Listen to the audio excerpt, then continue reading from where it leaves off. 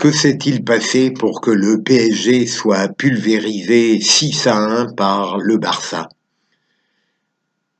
Comme beaucoup de Français passionnés par le foot ou sportifs en chambre, j'ai très mal dormi dans la nuit de mercredi à jeudi parce que je ne me suis pas remis de cette défaite. En même temps, j'admets que dans le monde actuel et dans l'état de la France, il y a des choses infiniment plus importantes que la défaite du PSG.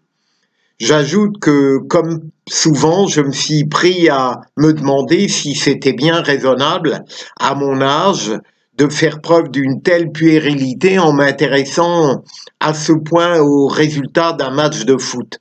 Et pourtant, je persiste. Je ne parviens pas à comprendre comment le PSG dominateur à l'aller, gagnant 4-0, avec une équipe vigoureuse, inlassable, brillante, étouffant le Barça, est parvenu à ce degré de décrépitude à Barcelone. Alors évidemment, il y a beaucoup de causes et d'abord le fait que le PSG est arrivé complètement tétanisé à Barcelone et que le génie d'Emery à l'aller s'est révélé au fond être un total fiasco au retour.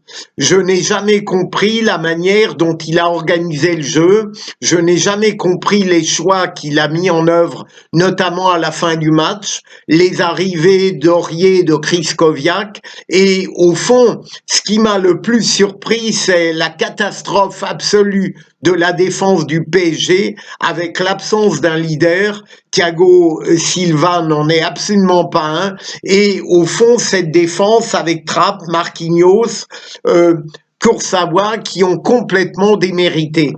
Il faut le reconnaître, le seul qui a un peu bougé, qui s'est démené, qui a marqué un but, c'est Cavani. Il loupe peut-être un certain nombre d'occasions à Barcelone comme parfois avant, mais il faut reconnaître qu'il ne déçoit jamais totalement. Alors on parle de l'arbitrage, je pense en effet que l'arbitre a volé le PSG au moins sur 2 à 3 actions fondamentales. D'ailleurs, un journal espagnol a révélé que l'emblématique arbitre Colina a été scandalisé par le comportement de son collègue allemand, mais tout cela en définitive renvoie à un PSG du Qatar qui, malgré les apparences, malgré les certitudes que nous avions, s'est retrouvé battu, défait, humilié, et au fond, ça ramène le PSG du Qatar à une forme de modestie. L'argent ne fait pas tout, les grands joueurs ne font pas tout, il faut des gens de caractère. Et peut-être, alors que je n'aimais pas Ibra, sa présence aurait-elle changé la donne du match en insufflant du nerf, du courage et de la résistance à cette équipe du PSG qui semblait traîner au Barça et lui offrir une victoire pourtant totalement inespérée à 3 à 4 minutes de la fin du match.